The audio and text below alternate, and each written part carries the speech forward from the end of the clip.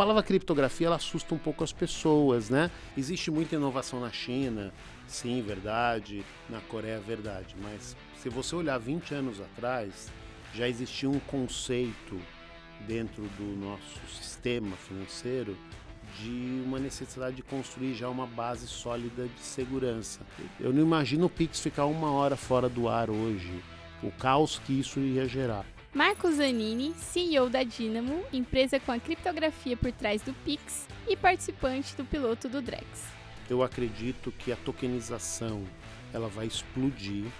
Ela vai explodir porque, na minha opinião, é a democratização do modelo de investimento e crédito, que tokenização ela é irreversível.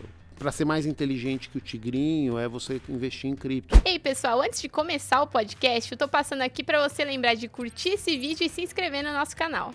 Sejam bem-vindos a mais uma edição do Future of Money, nosso podcast semanal aqui na Exame, patrocinado pela Mint, pela Sicredi e pela Senior. Eu sou a Mariana Maria, repórter do Future of Money, e meu convidado de hoje é o Marco Zanini, CEO da Dynamo, que é a empresa que está por trás da criptografia do Pix e no piloto do Drex. Olá, Mari, obrigado pelo convite. Um prazer falar com você, com todos os seus espectadores. Eu acho que vai ser um bate-papo legal aqui. A gente está nisso já há muito tempo. O Pix e o Drex é uma consequência de uma paixão que a gente tem por segurança, por cibersegurança, por criptografia. Então, acho que a gente vai poder explorar isso junto. Com certeza, né? Assim, tô muito ansiosa por isso. Acho que você é um nome, assim, super importante. Fiz questão de destacar, né? Tá com a criptografia ali do Pix e também no piloto do Drex, mas isso é só a pontinha do iceberg para vocês, porque vocês estão ali há anos, décadas, talvez, em criptografia, que é um assunto que a gente fala muito de criptomoedas aqui no Future of Money, mas a gente nunca aprofundou, assim, sobre tecnologia de criptografia mesmo. Então, acho que vai ser uma oportunidade, um bate-papo ali que, para quem está assistindo, vai ser muito rico. E, para começar também, queria contar para o pessoal que está assistindo um pouco sobre a sua vida, sobre a Dynamo, como surgiu, né? Quais são os negócios principais de vocês atualmente. Faz um apanhado aqui para a gente. Tá bom, obrigado. Eu estou na Dynamo já há algum tempo, provavelmente uns 12 ou 15 anos já, mas nós começamos muito antes disso trabalhando com criptografia. Nós começamos lá atrás fazendo a criptografia do imposto de renda, que até hoje a gente faz isso. Existia um problema de sigilo. A primeira versão do imposto de renda pela internet, existia uma discussão sobre o sigilo fiscal. Né? Se alguém interceptasse a sua declaração no meio do caminho, podia ver os seus rendimentos, os seus bens, enfim. Como existia uma lei protegendo isso, isso precisava ser encriptado. Foi o primeiro projeto que a gente fez em 2000, que você vê, faz, como você disse, são décadas já, 2,5. E a gente faz isso até hoje. Tá? Na sequência, o Banco Central ele criou um projeto de transferência de dinheiro online que recebeu o nome de SPB, Sistema de Pagamento Brasileiro, as famosas TEDs, né? Foi uma revolução, imagina, isso foi em 2002, tem mais de 20 anos, né? 23 anos para ser exato, e era uma coisa fantástica, né? A gente, com um comando no computador, passava um dinheiro de uma conta para outra conta entre as pessoas, demorava lá, às vezes, demorava 2 minutos, às vezes 10, né? Mas era muito, assim, comparando com cheque, era uma era do cheque, né? Um papel que você tinha que depositar e levava 24 horas ou 48 para o dinheiro entrar. Então aquilo foi uma revolução. Mas existia uma premissa, né? Toda informação fiscal, financeira, ela tem uma premissa do sigilo. Né? E como é que você ia transferir um arquivo que tinha informações do dinheiro que eu estava mandando para você? E essa informação podia ser interceptada na internet, alguém vê, olha, a Mariana está recebendo R$1.000 e é o Marco Zanini que está mandando essa informação. Então, a premissa dessa informação é que ela precisava ser criptografada, ou seja, só as pontas que estavam conversando, o banco A com o banco B, que podiam ter acesso à informação que estava ali dentro. Esse foi um dos primeiros projetos financeiros, vamos chamar assim, que a gente fez. Ele tinha um segundo conceito importante, que já já a gente vai chegar nele, que foi a primeira vez que foi usado certificado digital para que a informação usasse essa chave como criptografia. E tem mais um pontinho aqui. Imagine o seguinte, eu mando uma informação para você de um dinheiro que eu te mandei, e aí no final do dia você fala para mim, olha, aquele dinheiro que você mandou para Mariana, eu entreguei para ela, então você precisa me compensar aquele dinheiro, tá? Banco A, você é o banco B. Você fala assim para mim, olha, eu não mandei dinheiro nenhum para você. Que dinheiro você está falando? Não, aquele que eu entreguei para Mariana. Não sei do que você está falando. Isso em tecnologia a gente chama de repúdio. Quer dizer, eu repudio aquela informação, eu digo que eu nego, eu digo que não fui eu. Então, o princípio da SPB, do SPB da TED, é que além de ser criptografado, ele precisava ser assinado digitalmente do banco A para o banco B. Por quê? Porque se o banco A negasse em algum momento que ele mandou o dinheiro para o banco B, ele falava, não, tem a sua assinatura aqui. Então, esse mecanismo de encriptação foi uma coisa que nova no mundo, porque esse conceito de certificado digital com valor jurídico é um conceito que a gente tinha implantado aqui no Brasil naquele ano, em 2002, uma medida provisória fez isso, e ele deu a legalidade no pontapé inicial de a gente poder transferir dinheiro eletronicamente de um ponto para o outro. Depois, mais para frente, o Pix adotou a mesma tecnologia. Um pouco diferente, porque o Pix passa pelo Banco Central e tal, mas já a gente chega nele, tá?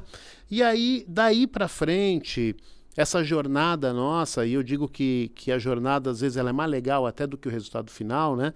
A jornada foi muito legal porque a gente foi construindo soluções que, ora, tinha como premissa a criptografia, ora tinha como premissa a custódia das chaves que eram usadas para criptografia.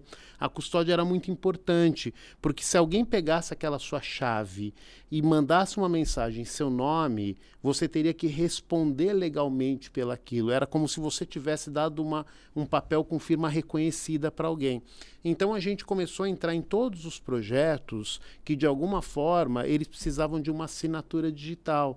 Então aconteceu isso, por exemplo, na área de saúde, com prontuários eletrônicos. Depois veio a pandemia, receituário eletrônico, né? Porque a pessoa não podia ir lá, o médico precisava mandar uma receita ou um prontuário para a pessoa e ele assinava digitalmente isso daí. Então a gente começou a entrar numa série de projetos que tinha como premissa a criptografia. Tem uma coisa legal, Mari, que é o seguinte, a criptografia tem muitos sabores. Eu brinco, né? Quando eu estou falando com gente, a palavra criptografia, ela assusta um pouco as pessoas, né? Primeiro, se você for muito leigo, você vai achar que tem a ver com Superman, né? Tem a ver com Kryptonita. Não é. Mas a palavra criptografia, ela não é uma coisa óbvia para as pessoas, né? Eu costumo dizer que, de um modo simples, é um embaralhamento eletrônico baseado em algum conceito, mas ela tem muitas caras, ou ela tem muitos sabores. Então, por exemplo, assinatura digital é um tipo de criptografia.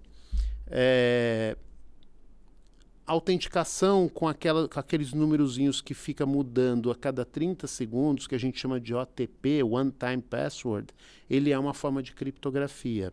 Quando vem uma lei como a LGPD e diz que você tem que anonimizar dados, isso é uma criptografia. Quando você conversa com uma blockchain e assina uma transação cripto ou uma não cripto de um ativo digital qualquer, é uma criptografia. Mas as pessoas no dia a dia, elas não têm a facilidade de entender que essas coisinhas, elas são criptografia por trás disso tudo. Então a gente adotou a postura de ir ajudando as empresas, o segmento e as pessoas a desmistificar um pouco disso, dizendo, olha, para esse seu problema tem uma solução criptográfica que é essa daqui. E talvez isso tenha construído para a gente uma jornada bem legal, porque os clientes foram percebendo uma proposta de valor na criptografia dentro do negócio de cada um. E isso hoje orienta o trabalho nosso lá na Dynamo. Quer dizer, quando a gente chega num cliente e e provoca ele para uma solução, a gente não vai muito falar da tecnologia que está por trás daquilo. A gente vai falar muito mais do benefício que aquilo vai gerar no negócio, com segurança, com privacidade, que é o mundo que a gente está chegando, né? Eu digo que os dois grandes pilares do mundo digital é a identidade, né? Você precisa identificar quem está do outro lado e precisa identificar com a maior certeza possível. O Brasil é um dos campeões em fraude digital hoje, porque nem todas as empresas ainda entenderam que você fazer uma identificação digital forte vai fazer com que ela passe a não sofrer tanta fraude, né? E o segundo pilar do mundo digital é o sigilo. O sigilo é um nome bonito para criptografia, né? E o sigilo em dois lugares, né? Quando você armazena uma informação numa base de dados qualquer, que pode ser até um blockchain, você precisa estar com aquilo encriptado, protegido, ou quando a informação está trafegando pela internet ou pelo meio que você estiver usando, e essa informação ela tem que estar encriptada de alguma forma para que, se alguém conseguir ter acesso, interceptar essa comunicação, ela não tenha acesso. Então, esses dois motores na frente da criptografia, eles moveram muito a gente até a gente chegar aqui. Por isso que eu comecei, vou terminar falando essa parte, dizendo para você o seguinte: chegar no Pix, chegar na criptografia do Pix para a gente, que hoje é um orgulho gigante, né? O Brasil é um fenômeno nisso. A gente faz 250 milhões de transações por dia, né? Isso está na mão de pessoas de perfis distintos, né? Hoje a brincadeira é, você pode pagar a balinha que está no espelho do carro com o Pix, né? Mas eu vou te contar um depoimento pessoal. Quando eu peço pizza em casa, chega lá embaixo, eu vou pegar pizza, o garoto que entregou lá, eu falo assim: olha, na minha carteira não tem R$1 em nota, em dinheiro, faz tempo que eu não tenho dinheiro papel. E aí eu chego para o garoto e falo: qual é o seu Pix? Aí ele me dá, eu dou a caixinha dele em Pix, quer dizer, isso mostra uma popularização desse meio de pagamento que permeou todas as pessoas, né? Então a gente tem muito orgulho de estar nisso, de estar encriptando isso, de estar nessa infraestrutura que roda no Banco Central, e a gente roda em mais uns 30 ou 40 bancos no mercado onde a gente faz isso, mas isso é uma consequência, né? Uma consequência de um trabalho que a gente foi construindo no tempo aí. Legal, achei uma história super interessante, porque passou por vários momentos ali, e achei que um ponto interessante é que 20 anos atrás já havia aquela preocupação de como fazer para essa digitalização financeira, que é algo que a gente fala muito aqui, né, no podcast, acontecer de forma segura, né? Porque eu faço muito essa analogia, né? E acho que é muito pertinente também para esse assunto. Hoje em dia, quando a gente tem que ter noção de que quando a gente vai fazer uma transação, uma compra pela internet, o risco que a gente está correndo ali é praticamente o mesmo de você estar na 25 de março ou qualquer nome famoso aí para um lugar que você está correndo risco, principalmente de sofrer golpes, né? A gente tem phishing, a gente tem um monte de engenharia social ali para tentar pegar esse dinheiro que está circulando muito, às vezes até mais na internet hoje em dia do que pessoalmente. Então, acho que é muito interessante também trazer para esse papo, você falou sobre os diversos tipos de criptografia, né? E como que a gente usa isso no dia a dia, todo mundo, né? Todo mundo que faz um Pix, todo mundo que faz uma transação está usando criptografia e não sabe, né? Mas agora a gente quer saber os pormenores sobre isso, né? Os bastidores ali do Pix e como que funciona essa criptografia na prática. Teu ponto é ótimo, Mariana. O sistema financeiro brasileiro, ele é surpreendente comparado com... Existe muita inovação na China, sim, verdade, na Coreia, verdade, mas se você olhar 20 anos atrás, já existia um conceito dentro do nosso sistema financeiro de uma necessidade de construir já uma base sólida de segurança. E lá atrás, você vê, em 2002, em 2000 na Receita Federal, já se falava em criptografia, em proteger a informação. Então, acho que isso é um mérito do regulador. Realmente existe uma competência muito grande dentro do corpo técnico do Banco Central. Isso é indiscutível, na minha opinião. Eles são muito bons tecnicamente. mas também dentro do mercado financeiro de um modo geral. Ou seja, os bancos, de um modo geral, têm uma equipe técnica, têm equipes técnicas muito boas. Então, eu acho que o regulador não teve dificuldade em implementar todos esses conceitos que há 20 anos atrás, hoje, se falar de criptografia, se é uma coisa ainda nova para muita gente, você imagina 20 anos atrás, era um gueto. Né? Muito pouca gente falava disso, ninguém entendia muito bem o que estava acontecendo, mas alguns entendiam. E eu acho que a gente foi evoluindo. Eu acho que a evolução do conhecimento, e eu acho que isso é fundamental, a evolução do conhecimento de criptografia, ele vai fazendo com que as pessoas vão tendo uma noção mais clara do que tem que ser feito de proteção, do porquê isso é importante. Mas eu acho que aconteceu um pouco também porque a gente teve um processo de digitalização que recebeu um anabolizante na pandemia. Né? Quando veio Principalmente com o Pix também. Sim, quando veio o Pix foi uma consequência. Olha que interessante isso, essa informação. Durante a pandemia, existia 40 milhões de brasileiros que eles precisavam receber algum tipo de auxílio, mas eles não eram bancarizados. Então a consequência disso é que esse cara, ele se inscreveu no programa e ele precisava ir numa agência bancária sacar o dinheiro. Isso eram dois problemas, né? Primeiro que tinha uma fila absurda nas agências e o segundo que você precisava ter papel moeda disponível para atender essa demanda, né? Rapidamente a Caixa Econômica Federal desenvolveu lá uma app de banco digital que permitiu que esses 40 milhões de pessoas rapidamente se bancarizassem. Porque abrir conta em banco até então era uma coisa complicada, né? Você precisava ir na agência, você tinha que levar um comprovante de residência, né? Muitas vezes um comprovante de renda. Essas pessoas não têm um endereço, né?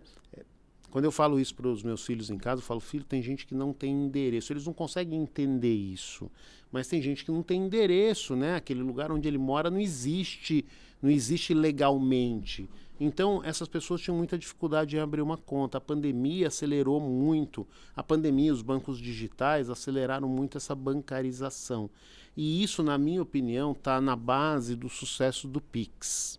O Pix não foi um sistema de transferência de dinheiro elitizado. Primeiro que houve um acerto muito forte politicamente, na minha opinião, do Banco Central, de fazer o Pix ser um meio de transferência de dinheiro gratuito. Né? Eu lembro que as TEDs a gente pagava R$10 para transferir, então dependendo do valor era inviável você fazer uma TED. Ninguém ia fazer uma TED de R$50 tendo que pagar 10. Né? Na hora que o Pix ele passou a ser gratuito, ele viabilizou você transferir qualquer valor por Pix. Então, essas pessoas que não eram bancarizadas, que começaram a receber o auxílio emergencial na época, lá dos R$600, e ele usava aquele dinheiro via Pix para pagar uma conta, que ele ia no mercadinho, que ele ia em algum lugar, na minha opinião, esse foi o motor que impulsionou de uma forma irreversível o uso do Pix. Né? Qualquer um que falar... Eu não imagino o Pix ficar 1 hora fora do ar hoje. O caos que isso ia gerar. Eu acho que equipara ao caos do WhatsApp, ficar 1 hora fora do ar. Então houve esse movimento, na minha opinião, por competência do Banco Central, por competência do sistema financeiro brasileiro. E isso trouxe a gente hoje num sistema de transferência de fundo comparado talvez só, eu acho que alguma coisa que se compare a isso é China, onde pelo comunicador, né, pelo WeChat deles ou pelo Ali, eles conseguem fazer pagamento. Mas não é tão universal quanto o nosso.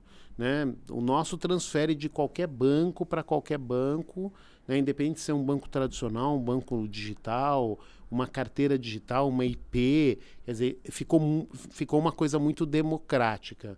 Então, acho que isso é competência mesmo do nosso sistema. Legal. E até trazendo alguns dados aqui sobre o que você falou, né? Acho que boa parte da população ali usa muito o Pix pelo fato dele ser gratuito, né? A gente teve dados ali de uma pesquisa da Deloitte de 2023, se eu não me engano, que fala que a maioria da população é heavy user do Pix. Eles fazem mais de 30 transações por mês, né? Daria uma por dia. E também teve uma outra pesquisa da Pfizer Brasil que trouxe ali o dado de que mais da metade ali dos entrevistados deixaria... O motivo principal de que faria alguém deixar de usar o Pix atualmente seria se ele passasse a ser cobrado. Então, acho que só para destacar também o que você já tinha falado, né? E continuando um pouco nesse papo sobre o Pix, queria saber de você como é que foi participar desse processo, né? Porque foi realmente um fenômeno muito grande no Brasil. Não sei se você esperava, né, que isso fosse acontecer e até se teve que fazer alguma adaptação lá na Dynamo para dar conta de tudo isso. Você sabe que trabalhar com tecnologia é um exercício de fé. Porque você tem que desenvolver alguma coisa no começo sem saber se isso vai dar alguma coisa ou não, né? E você tem que acreditar, né? Eu brinco lá que eu falo sempre para os nossos acionistas, eu falo assim, olha, a gente tem que ir mais errar do que acertar. Agora, assim, não dá para acertar em todas porque você tem que testar, você tem que tentar qualquer coisa nova que vem, né? Então, a resposta para você é, a gente não achou que ia ser o que é hoje. Eu nunca imaginaria que o Pix ia chegar hoje na dimensão que ele chegou. Mas a gente acreditava que isso ia ser um sucesso, porque a facilidade com que você ia transferir dinheiro, a proposta da facilidade era uma coisa muito encantadora. Mas me parecia um desafio muito grande, né? Eu lembro que no começo da discussão a gente falava que os bancos iam ter que transferir o dinheiro de começo a fim em menos de 10 segundos. E isso para a gente era uma coisa surpreendente, quer dizer, como é que os bancos iam garantir que 100% das transações ia acontecer em menos de 10 segundos se a gente tinha no SPB, às vezes 10 minutos, às vezes 2, às vezes meia hora, né? Enfim, o conceito era o mesmo, era uma transferência eletrônica e ainda tinha mais um ator nesse jogo, porque o SPB ele transferia direto o dinheiro do banco A para o banco B. O Pix ia passar pelo Banco Central. A proposta era ter 3 atores nesse jogo. Então, para a gente, o desafio tecnológico parecia ser muito grande, quer dizer, os bancos iam ter que montar uma infraestrutura, de certo modo, a prova de falha. E mesmo assim, vocês olharam aquilo e pensaram, é isso, vamos se enfiar nisso. Isso, falamos. Então, vamos encarar isso, vamos acreditar. A gente acha que isso daqui vai ser um sucesso. Mas tinha mais um desafio. O Banco Central, ele criou... A mensagem do Pix, ela tem uma assinatura. O banco que transmite a mensagem do Pix, ele tem uma assinatura para dizer que foi o banco X que mandou aquela transação. Eu te contei, né? Não pode ter repúdio. Quer dizer, quando o banco A manda para o Banco Central, o Banco Central tem que checar se foi aquele banco mesmo que mandou. Ele checa isso pela assinatura. Só que o Banco Central criou um assinador, criou uma regra de assinatura que ela é baseada na mesma regra de assinatura que o SWIFT usa, né? Baseado numa ISO. E aí a gente percebeu que os bancos as áreas técnicas dos bancos iam ter muita dificuldade em desenvolver esse assinador, porque ele não era o conhecimento dominante para você desenvolver o software de internet bank ou uma app. Ele era um conceito de criptografia, né?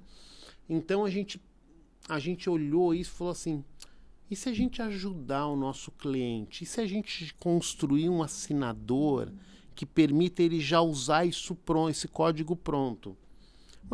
Mas como tudo em tecnologia, você em alguma hora tem que acreditar nisso. Ninguém tinha falado para a gente que isso ia ser legal.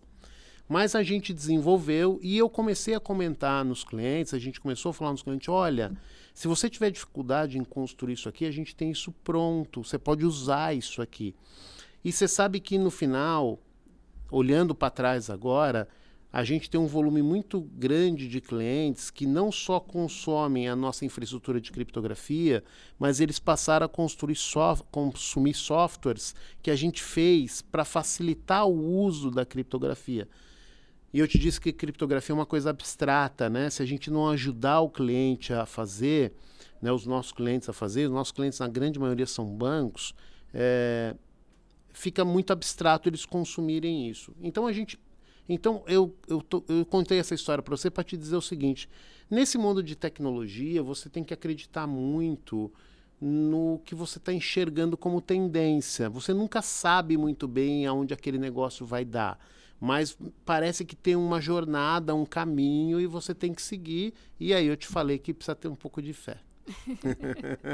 E aí a gente falou muito sobre dinheiro eletrônico, né? Transferência eletrônica de dinheiro, né? Tudo sobre o Pix, mas o Banco Central está dando ali um passo além para o dinheiro digital, né? 100% digital, que seria o Drex, que já nem seria mais uma moeda digital, né? Eles falam que é uma plataforma e que isso vai trazer ali também um novo passo no processo de digitalização financeira no Brasil. E vocês estão no projeto piloto do Drex, né? A gente já falou com bastante bancos, empresas, startups que também estão envolvidas, todo mundo, né, quer estar envolvido com o Drex. E aí eu quero que você me conte um pouco mais sobre como foi para vocês na Dynamo dar esse passo, né, novamente junto com o Banco Central, e como que está sendo ainda, né, porque o Drex ainda está em desenvolvimento, como que está sendo lá esse desenvolvimento, as fases do piloto e tudo mais. Boa. Bom, a primeira pergunta que eu sempre recebo quando se fala de Drex, quando eu vou falar de Drex com alguém, é a seguinte: você acha que o Drex vai substituir o Pix? É sempre a pergunta que eu recebo. Então, a resposta é não, né? O Drex é um conceito novo de realmente um dinheiro no formato digital, né? O Pix, eu sempre costumo dizer o seguinte: o Pix é o dinheiro tradicional. Só a forma de transferir ele entre os bancos que é eletrônica. Mas no final do dia você pode ir no caixa do banco ou no ATM e sacar esse dinheiro em papel. Então, no fim, ele é o mesmo dinheiro. O Drex é uma coisa nova, né? Ele não tem uma representação em papel. Ele só é digital, né? Mas ele tem mais uma coisa muito legal nos dinheiros digitais, que ele pode ser programável. E isso muda tudo, né? Eu falo que é uma nova revolução, na minha opinião, no dinheiro. Mas se a gente voltar um pouquinho, né, para a gente entender o Drex, né, ou uma CBDC, vamos chamar o que ele é uma CBDC, né, ele é uma moeda digital do Banco Central e tem muitos países. A última vez que eu vi tinha 50 e poucos países fazendo o projeto de CBDC. Ele é uma moeda baseada numa infraestrutura tecnológica de blockchain. E isso vem lá de trás, quando se começou a usar blockchain para começar a fazer as primeiras criptomoedas, né? E o blockchain ele tem uma característica interessante, que é a característica da imutabilidade, né? Para quem não conhece o conceito de blockchain, ele é uma sequência de blocos que você guarda informações e depois de X bloco você faz uma assinatura desse bloco, fazendo uma contabilidade, um livro-razão, né? Uma contabilidade de todas as informações dos blocos anteriores, e aí, se essa informação for alterada em algum lugar, ela corrompe a informação. Então, a gente costuma dizer que o blockchain é uma tecnologia de informações imutáveis depois dela estar inscrita naquele livro eletrônico. E as criptomoedas foram baseadas nisso, né? Talvez aí no mundo o mais famoso é o Bitcoin. O Bitcoin tem dois conceitos bem legais. O primeiro, que ele é baseado numa infraestrutura de blockchain aberta, né? Blockchain aberta, para quem está nos assistindo, né? Blockchain aberto é um blockchain que não tem dono, que você pode levantar um nó e você vai participar daquela rede, tá certo? E quando você anota, alguém compra um Bitcoin, essa informação ela é gravada em todos os nós dessa rede. Então, se eventualmente alguém corromper uma informação no nó, ele vai dar a diferença de todos os outros nós e vai saber que aquela informação está corrompida. Então, o dinheiro, eu sei que a gente vai chegar lá, mas eu já vou dar uma pincelada. O controle desse dinheiro está ligado a uma chave. vamos traduzir para o pessoal, vamos dizer que é uma senha. O acesso ao dinheiro está traduzido numa senha. Mas olha que legal, hoje eu também sou assim, né? Quando eu quero mexer no meu dinheiro, eu vou lá, entro no meu banco com a minha senha. Mas essa senha da criptomoeda ela é diferente. Ela não precisa de um banco. Eu posso estar em qualquer lugar do mundo, usando qualquer banco, que nesse caso não chama banco, chama carteira. Eu posso vir uma carteira mexer no meu dinheiro com essa senha em qualquer lugar. Então isso começou a dar uma percepção de liberdade, de autonomia, né, na gestão do seu dinheiro de uma forma totalmente diferente que a gente sempre teve. E de certo modo, os países começaram a perceber que se eles não entrassem nesse mundo digital rapidamente, talvez eles perdessem o controle monetário do país. E os países começaram a falar, puxa, vamos inventar uma moeda digital nossa também. A gente não foi diferente, o Brasil pensou em fazer uma CBDC, deu um nome bacana, o nome Pix pegou, né, lá atrás, então deu um outro nome, chama Drex, né, mas no fim... Para combinar, né? Para combinar, mas é uma CBDC. E com uma diferença que a CBDC, o Drex, ele é baseado numa blockchain que a gente chama de permissionada, ou seja, para alguém entrar nessa blockchain, precisa ter permissão do dono dela, e o dono dela é o regulador, é o Banco Central. Então o Banco Central falou, olha, legal, vamos fazer isso, mas para eu fazer um piloto disso, eu preciso permitir que alguns entrem nele. Então eu vou abrir inscrição para que as empresas, que os consórcios, que os bancos, tal, eles se cadastrem para participar desse piloto. Foram cadastrados mais ou menos 45 propostas de grupos e o Banco Central escolheu 16. Nunca eles falaram isso para ninguém e é uma opinião minha, mas eles escolheram, na minha opinião, os 16 baseado no perfil dos grupos. O nosso, em especial, tem empresas de tecnologia, nós e a Tecban. A Tecban é um misto, né, de empresa de tecnologia com empresa de tecnologia bancária, vamos chamar assim, Tecban, né? Mas tem bancos também, o Basa faz parte do nosso grupo, né?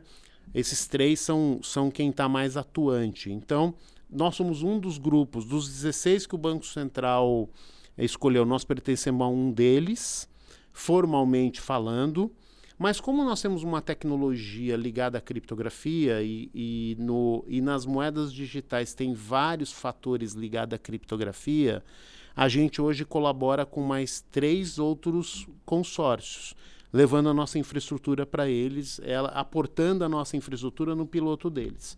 Mas a gente entrou nesse negócio porque a gente, de novo, né, Mari, a gente acreditou que aquilo era uma tecnologia que ia vir para ficar, né? Criptografia era um conceito intrínseco ao blockchain e a moeda digital, né?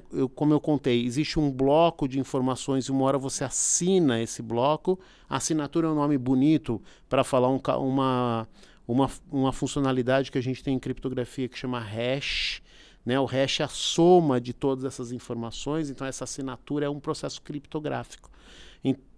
E a gente sabia que aquilo ali ia dar origem a um token que ia ter uma chave para se guardar.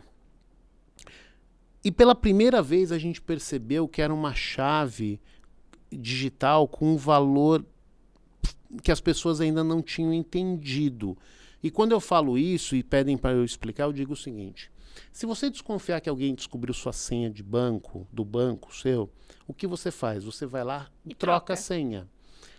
A chave dos tokens, elas não podem ser trocadas. Se eu trocar, eu perco o dinheiro. Então, se eu tiver R$1 milhão num token e eu trocar minha chave, eu perdi o dinheiro, eu perdi 1 milhão, eu perdi o acesso ao dinheiro. Quem tiver a chave é dono do dinheiro. Então, pela primeira vez, a gente teve a percepção que essa era uma chave extremamente importante. Então, a gente sabia que, independente de como ia ser a nossa participação nesse processo, a gente precisava estar dentro dele. Então, para voltar na tua última pergunta e já terminar a resposta dessa, tudo em tecnologia, na minha opinião, ele começa desse jeito. você tem uma percepção ou você tem uma ideia, você acredita nela e você embarca, né? E felizmente a gente embarcou, na minha opinião, nessa que é bem legal. Legal, e eu achei que já puxou um pouco esse papo de custódia, criptomoedas e tudo mais, é um assunto que a gente sempre fala no Future of Money, não tem como deixar passar, né? Então, aproveitando aqui para puxar um pouco esse lado, eu sei que vocês na Dynamo já estão ali com negócios envolvendo custódia de criptomoedas e tudo mais, então eu queria que você me contasse um pouco mais, né? Acho que surgiu um pouco ali também disso que você acabou de falar do Drex, mas me conta um pouco mais como que vocês estão enxergando esse mercado de criptomoedas, né? Que Bitcoin surgiu ali em 2009, por aí, já faz um tempo significativo para a tecnologia, inclusive mais ainda, né? Porque os anos passam ali mais rápido. Mas, se a gente for olhar, ainda é pouco tempo comparado com finanças tradicionais. Então, eu queria saber um pouco, você que está mais envolvido para o lado da tecnologia, como que vocês estão explorando isso? Tá bom. Eu acho que as criptomoedas estão sendo a mola propulsora do mundo de dinheiro digital.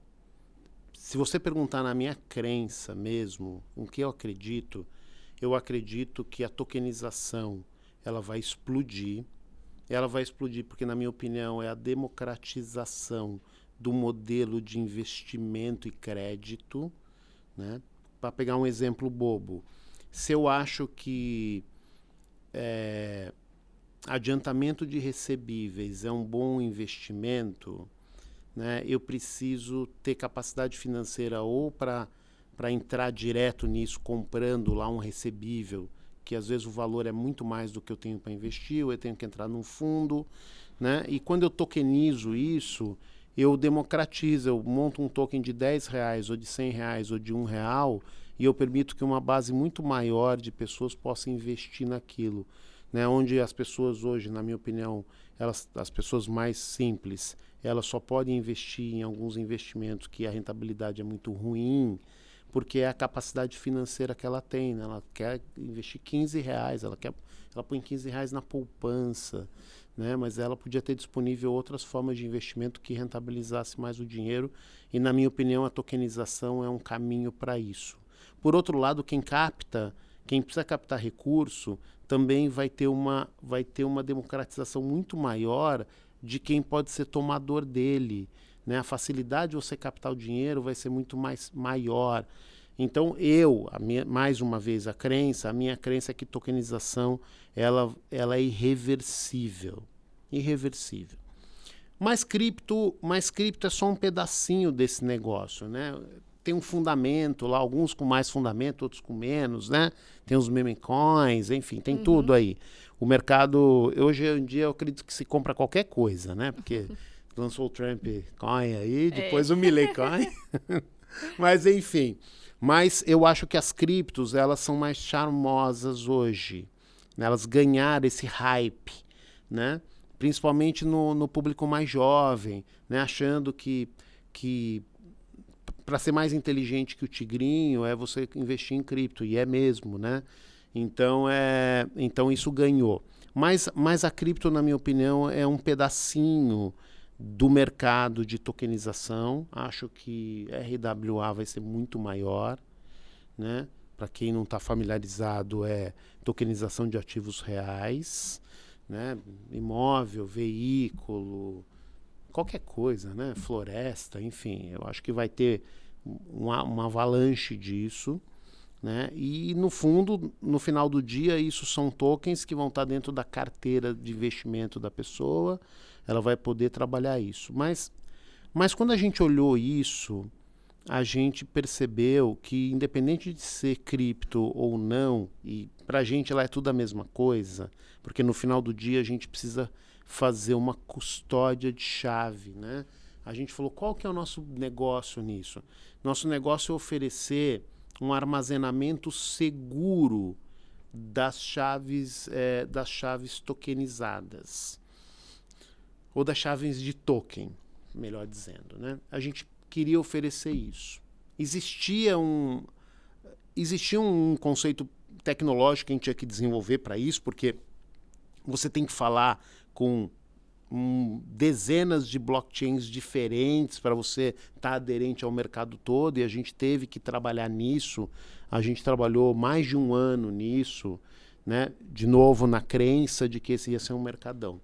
Mas tem um conceito aqui, Mari, muito diferente de tudo que a gente tinha trabalhado.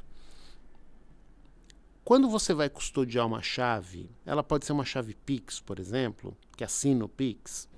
Eu preciso custodiar ela num lugar seguro. Então existe no mundo fabricantes de equipamento de custódia segura, de hardware de custódia. Deve existir uns 12 ou 15 grandes fabricantes no mundo. Felizmente nós somos um deles, mas existem outros no mundo. E esses fabricantes seguem uma norma criada por um órgão americano chamado NIST, que ele coloca normas de segurança que esses equipamentos precisam ter. Então, de um modo geral, são todos seguros. Eu acho que no final do dia, quem entrega a melhor experiência para o cliente é que é sempre escolhido, porque tecnicamente eles são todos muito parecidos. Mas aonde esse equipamento está guardando a chave, ele era semi-relevante. Eu quero dizer o seguinte: se eu vou guardar a sua chave num lugar onde está no seu controle, ou não está no seu controle direto, por exemplo, ele está em nuvem, é uma questão de gosto, de cliente achar que é mais seguro de uma forma ou de outra. Mas no mundo cripto, no mundo tokenizado, onde aquela chave não pode ser revogada, voltando no conceito, se eu guardei minha chave na nuvem, eu acho que ela vazou, eu revogo ela e emito outra. Mas nesse mundo não ia dar. Então veio um conceito novo na custódia que chama, além de ela ter que ser segura, tem que estar num lugar inviolável, que você tem regras de acesso, você precisava estar na posse da chave. A posse, ela passa a ser uma coisa importante. Porque imagine que você guardou R$1 bilhão num cofre que está na nuvem, num data center em Ohio, Estados Unidos, e um dia, sei lá, aconteceu alguma coisa nesse data center, que você não consegue mais acessar ele, por qualquer motivo. Desde a fibra ter estourado, até ter caído um avião dentro dele, até um terremoto, um vulcão que estourou, não interessa. O que interessa é o seguinte: a gente falou lá atrás que no mundo de ativos digitais, se você tiver a chave, você consegue em qualquer lugar do mundo, através de uma carteira, movimentar o seu dinheiro. Mas e se você não tiver na posse da chave? Então a gente percebeu que ter a posse da chave era uma coisa importante.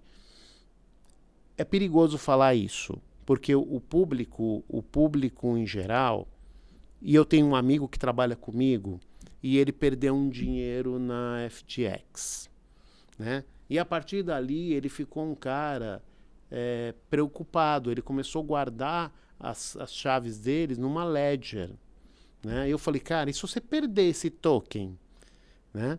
Que aconteceu agora, né? De outro caso, né? Tinha aquele caso inglês que o cara perdeu no HD, né? E tá querendo procurar no lixão, não deixaram ele cavar o lixão. Mas tem um outro caso de uma mulher que eu li agora, que o marido tinha um token na gaveta, ela achou que era lixo, jogou fora o token. Né? Então, enfim. Mas por que as pessoas fazem isso? Porque existe o conceito da posse. Né? Em chaves tokenizadas de cripto ou não, você ter a posse é uma coisa importante. Então a gente acreditou que as instituições financeiras, as grandes empresas, elas iam voltar para a natureza delas, que a natureza dos bancos lá atrás era guardar o dinheiro num lugar seguro, né? O cara tinha aqueles cofres gigantes, as pessoas tiravam o dinheiro debaixo do colchão, colocavam no banco porque era o lugar mais seguro. E esse conceito, na minha opinião, nos ativos digitais está voltando, né? As pessoas confiam hoje de guardar as chaves dela no banco. Por outro lado, os bancos, eles perceberam que eles também precisavam ter um conceito de segurança, guardar isso num lugar seguro e que tivesse na posse deles. Então, a maior parte dos nossos clientes hoje, que estão entrando nesse mundo de ativo digital, eles estão montando infraestrutura de custódia que eles estejam na posse dela. Porque no mundo do futuro, eu brinquei outro dia com um grupo de amigos de banco, eu falei assim, olha, deixa eu falar para vocês, tá mais fácil roubar o dinheiro de vocês agora, porque ele está concentrado numa chave. Não preciso mais de malas, né? Então, quer dizer, a importância de você fazer uma custódia de elementos, de arquivos digitais, como as chaves, num lugar seguro, no seu controle, a gente acreditava que isso ia ser importante lá atrás e a gente está verificando que isso está acontecendo agora. Legal. E eu não fiz a pergunta sobre se o Drex vai substituir o Pix, mas agora eu tenho outra pergunta. Se o Drex vai substituir ou ameaçar ali o mercado de criptomoedas no Brasil. O que você acha? Acho que não. Acho que são públicos diferentes, são premissas diferentes. Acho que o Drex ele vai dar sustentação para coisas novas. Por exemplo, eu acho que vão ter stablecoins baseadas em Drex. Né, lastreada em Drex, por exemplo. Acho que o Drex ele vai ser uma ferramenta de conciliação nos processos de compra e venda, onde você tem que ter algum tipo de troca. Né? O exemplo que eu mais dou nisso é quando a gente vai vender um carro. Né? Você vai vender um carro, aí sempre tem um dilema, né? Transfiro o documento primeiro para depois o cara me pagar, ou o cara me paga primeiro para depois eu transferir o documento. Então os smart contracts vieram para resolver simultaneamente esse tipo de coisa. E eu acho que o Drex vai vir para atender isso. Outra, a programabilidade tem um dos nossos, eu ia falar de cliente porque ele mas eu vou dizer mais que são parceiros de ofertas tecnológicas, né? A gente está desenhando junto. Eles estão construindo uma moeda social, né? Eles recebem um dinheiro para aplicar num determinado segmento da sociedade ou de região do país, vamos chamar assim, e hoje é impossível ele controlar isso. Ele tem um estudo que mostra o seguinte, ele recebeu um dinheiro para fazer um programa de desenvolvimento numa determinada região do país e depois de 4 giros desse dinheiro, ele veio parar em São Paulo, na Faria Lima. Então, o Drex vai vir resolver esse tipo de coisa. Né? Eu acho que o dinheiro programável ele vai vir. Mas eu não acho que ele é o mesmo público ou ele tem a mesma proposta de valor da criptomoeda. A criptomoeda é aquele dinheiro que você acha que com ele você vai ter uma liberdade de navegar pelo mundo, né? Sem que você dependa de uma estrutura bancária de cada país.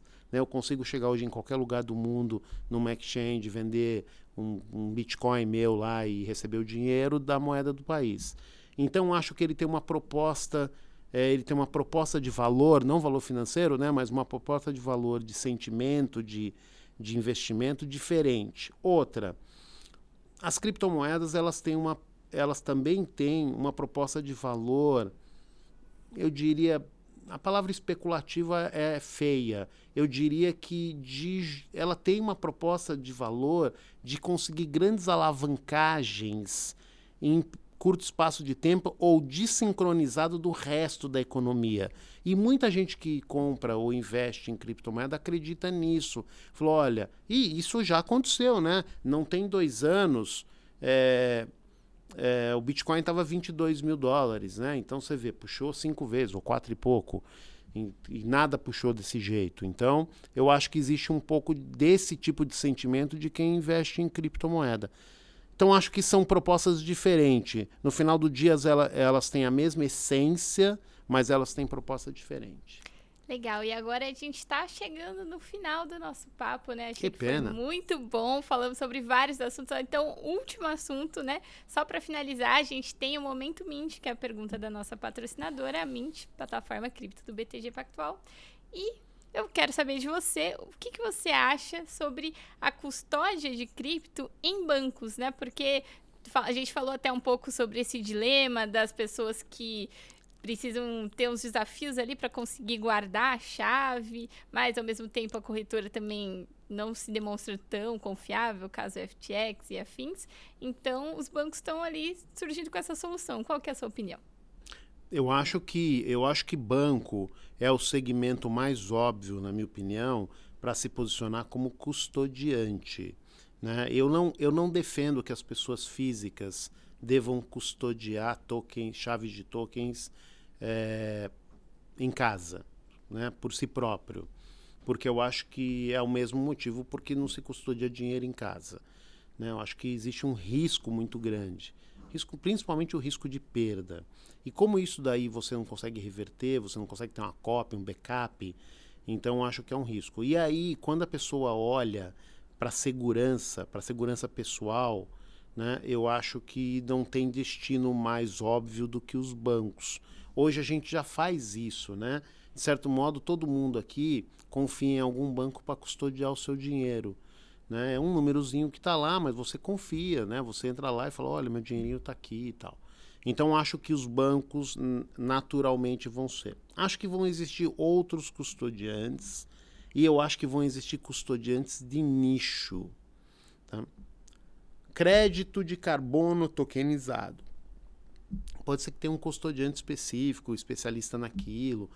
O problema da custódia, Mari, é a regra de governança no acesso a ela. Então, eu te falei que tinha um primeiro problema, na minha opinião, que era posse. Então, vamos lá. Então, a custódia está baseada no... Você tem que custodiar isso num lugar seguro. Mas não pode ser tão seguro que ninguém acesse, né? Então, você tem que ter regras de governança que controlem esse acesso. Mas, na regra do mundo digital, não dá para você dar toda essa autonomia para uma pessoa só. Então, em geral, essas regras são baseadas... Esses acessos são baseados em regras que você junta 2 ou 3 ou 4 pessoas ao mesmo tempo para ter acesso àquilo. Terceiro, você precisa ter o split. O mundo está mostrando que você splita, que você divide a custódia em custódias quente e custódia fria, né? Se você olhar para Singapura, se você olhar para Hong Kong, se você olhar para a Ásia de um modo geral, que está um pouco mais à frente do que o resto do mundo, você vai perceber que ninguém deixa as chaves, né, ou as criptos, ou a chave dos tokens, num lugar disponível 24 horas. Você deixa um pedacinho pequeno, pra você ter uma ideia, em Hong Kong é 5% só, no Japão é 2% só. Você deixa num lugar quente, a gente chama de custódia hot, né? Onde a pessoa pode transacionar aquilo. Mas por que só isso aí? Porque o ambiente tecnológico, ele é um ambiente que sofre ataques o tempo todo, né? Então você tem que mitigar esse risco. O resto, o mundo tem deixado em custódia fria. E eu acho que quem tem a capacidade de montar uma estrutura profissional disso são os bancos. Porque é uma estrutura robusta, é uma estrutura complexa, você precisa ter gente competente fazendo isso, e isso custa caro, né? Então você tem que ter volume. Então, naturalmente, na minha opinião, vão ser os bancos, os principais, os primes de custódia, e depois acho que vai existir custódia de nicho em determinados tipos diferentes de custodiante, mas aí é bem nichado mesmo. Legal, obrigada, Marco. Gostei muito do papo, acho que deu para aprofundar em vários assuntos, alguns aqui inéditos do podcast, então espero que quem ouviu também tenha gostado. E é isso, a gente vai ficando por aqui. Eu não posso deixar de pedir para o pessoal que está ouvindo seguir a gente nas redes sociais, se inscrever no nosso canal e também conferir as nossas matérias lá no site da Exame. E obrigada, muito obrigada por ter vindo. É isso, a gente vai ficando por aqui. Mariana, foi um prazer, estou à sua disposição. Conversa muito boa, quando você quiser. Obrigada. Tchau, tchau.